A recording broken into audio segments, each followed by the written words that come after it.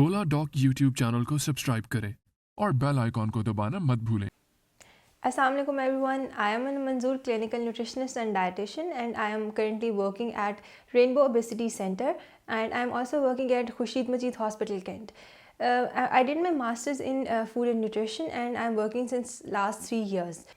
मेरी आज की वीडियो का टॉपिक है क्रैम्प्स ड्यूरिंग पीरियड्स कि पीरियड्स के दौरान जो क्रैम्प्स आ रहे हैं या जो पेन आ रही है उसको हम किस तरह से फूड के थ्रू क्योर कर सकते हैं या किस तरह से उसको मैनेज कर सकते हैं।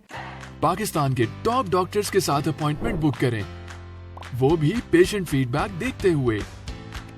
लाखों लोगों की तरह पाकिस्तान के सबसे बड़े डॉक्टर नेटवर्क का फायदा उठाएं और आज ही ओला डॉक ऐप डाउनलोड करें। ओला डॉक, डॉक्टर का अपॉइंटमेंट आसानी से। देखें ये इशू उन लोगों में आएगा जब कोई ना कोई बॉडी में कहीं ना कहीं इशू आ रहा है।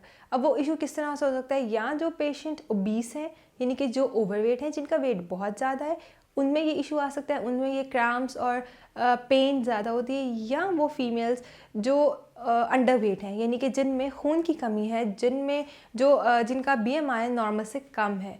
ये दोनों कंडीशंस हैं यानी कि आपके बॉडी का होम्योस्टेसिस नॉर्मल से ज़्यादा है या कम है।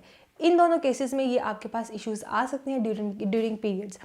अब किस तरह से हम इसको खुराक के साथ मैनेज कर सकते हैं। देखें, एक चीज़ होती है कि हमारे पीरियड्स के डेज़ हैं, एक वो टाइम है, उस टाइम पे अगर आप कोई डाइट लेते हैं तो वो आपका उतना बेनिफिशियल नहीं है, बजाय इसके कि हम उससे उन डेज़ में इस चीज़ को अप्लाई करें। हमें जो एक पीएमएस का टाइम होता है यानी कि पीरियड से पहले 1 वीक जो है उसमें हमें ये सारी रेमेडीज़ इन सबको क्योर करना होता है, और वो होता है प्री मेंस्ट्रुएशन सिंड्रोम का एक टाइम आता है यानी कि पीरियड से 4-5 डेज़ पहले, जिसमें यूजुअली आपको लेथार्जिक आप ज़्यादा फील कर रहे होते हैं, ब्लॉटिंग आपको फील ज़्यादा होती है, मूड स्विंग्स उसमें हमारे अप्स एंड डाउन होते हैं ड्यू टू हार्मोनल चेंजेस।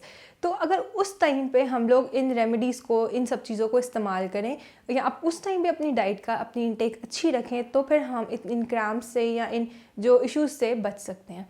अब क्या क्या हम चीज़ें इस्तेमाल कर सकते हैं उसमें, हम लोग सूप्स का इस्तेमाल, यखनी का इस्तेमाल कर सकते हैं। इसके अलावा हम लोग वो फीमेल्स जिनको बहुत सवेयर पेन आ रही होती है, वो एगनॉग का इस्तेमाल कर सकते हैं। एगनॉग यानी कि दूध अंडा जिसको हम कहते हैं, हम उसका इस्तेमाल कर सकते हैं। ये बहुत ही एक सूदिंग इफ़ेक्ट देगा आपको और आपकी पेन रिलीफ करने में हेल्प करेगा, इसका इस्तेमाल कर सकते हैं। प्लस इसके अलावा कुछ कहवाज हैं, ग्रीन टी है, वो उन चीज़ों का इस्तेमाल हमने करना होता है जो आपको सूदिंग इफ़ेक्ट ज़्यादा देता है। इसी तरह से सीड्स और नट्स का इस्तेमाल, एक मॉडरेट अमाउंट में सीड्स और नट्स का इस्तेमाल करने से भी हम इन क्रैम्प से बच सकते हैं। एग का इस्तेमाल लाजमी करें।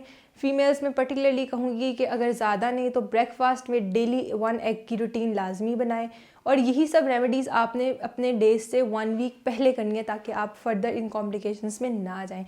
इसी तरह से फ़िश बहुत अच्छा सोर्स है हमारे पास ओमेगा 3 फैटी एसिड्स का, ये हमारे क्रैम्प्स को भी दूर करता है। ये बहुत आपके इस पूरे टाइम में आपके लिए बहुत बेनिफिशियल रहेगा, आप इसका इस्तेमाल भी कर सकते हैं। इसके अलावा कुछ जस्ट लाइक अगर ज़्यादा कुछ फीमेल्स में ज़्यादा इशू हो रहा है तो वो हॉट वाटर बॉटल से स्लाइटली उसको मसाज भी कर सकती हैं, लाइक वो आप उसका यूज़ भी कर सकती हैं। एक्सरसाइज की अगर मैं यहाँ बात करूँ, पर्टिकुलरली पीरियड्स की अगर मैं बात करती हूँ, तो उसमें हम लोग एसोसिएट करते हैं कि हम लोगों ने वर्जिश या कोई एक्सरसाइज नहीं करनी, जो कि एक गलत कॉन्सेप्ट है। इस टाइम पे आप अपनी एक्सरसाइज भी कर सकते हैं। हाँ, बहुत एक्सटेंसिव एक्सरसाइज से आपने परहेज़ करना है। बहुत एक्सटेंसिव, बहुत विगरस किस्म की जो एक्सरसाइजेज हैं वो आपको अलाउड नहीं है, बट स्लाइट योगा एक्सरसाइजेज या आपकी जो स्लाइट कार्डियो एक्सरसाइजेज हैं वो आप अपनी कर सकते हैं। अपना वॉक, अपना योगा, अपने जॉगिंग वगैरह को आप कंटिन्यू कर सकते हैं। फूड्स में अगर मैं बात करूँ, कुछ बहुत सारे फूड्स ऐसे हैं जिसको हम लोग लिंक करते हैं, हम कहते हैं ये बहुत गर्म है, ये बहुत ठंडे हैं, इनका इस्तेमाल नहीं करना। ये ऐसा नहीं होता, ऐसा मतलब न्यूट्रिशन साइंस में या वैसे भी साइंस में there is no concept of hot and मतलब गर्म है ठंडा की बात मैं अगर करूँ तो वो ऐसा नहीं होता। हाँ, उसका इफ़ेक्ट होता है कि वो आपको कंज्यूम करने के बाद कितनी हीट प्रोड्यूस हो रही है आपकी बॉडी में, तो ये इसका कॉन्सेप्ट इससे नहीं है। इसीलिए वो लोग जो कहते हैं ड्राई फ्रूट्स का इस्तेमाल हमने नहीं करना, वो गर्म है हमारे लिए, वो ऐसा कुछ नहीं है, उसका इस्तेमाल आप ज़रूर कर सकते हैं। इसी तरह से यखनी का मैंने कहा, यखनी का इस्तेमाल ज़्यादा कर सकते हैं। एग का इस्तेमाल लाजमी रखें। फ़िश का इस्तेमाल करें। जिन चीज़ों से आपको परहेज़ करना है वो बहुत ज़्यादा ठंडा पानी है, ठंडी बहुत ज़्यादा चीज़ें हैं। कोल्ड ड्रिंक्स का इस्तेमाल बहुत ज़्यादा अगर आप कर रहे हैं उसकी वजह से ये मज़ीद बढ़ सकती हैं चीज़ें। और वो लोग और एक और मैं यहाँ पे कहूँगी कि डार्क चॉकलेट हमारे इन पीरियड्स की क्रैम्प्स के लिए, बिकॉज़ ये एंटीऑक्सीडेंट है, तो ये बहुत अच्छी है। I am not talking about the milk chocolate, जो मिल्क चॉकलेट हमें मार्केट में मिलती है।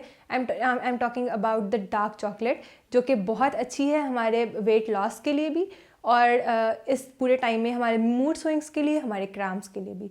लास्ट में मैं ये कहूँगी कि वो फीमेल्स जो ओवरवेट हैं या जो अंडरवेट हैं, दोनों को चाहिए कि अपना वेट मेंटेन करें, बिकॉज़ हमारे हार्मोनल इम्बैलेंस का जो ताल्लुक़ है वो हमारे डायरेक्ट वेट से है। जितना ज़्यादा वेट बढ़ता जाएगा, जितना ब्लड की डेफिशिएंसी होती जाएगी, ये वाली कॉम्प्लिकेशंस भी बढ़ती जाएंगी। तो हमने अपने बॉडी का होम्योस्टेसिस मेंटेन करना है, हर चीज़ मॉडरेशन में रखनी है, वर्कआउट प्लान अच्छा करना है, डाइट अपनी इंटेक अच्छी रखनी है। इन सब चीज़ों के थ्रू ही हम इन सब कॉम्प्लिकेशन से बच सकते हैं। Thank you.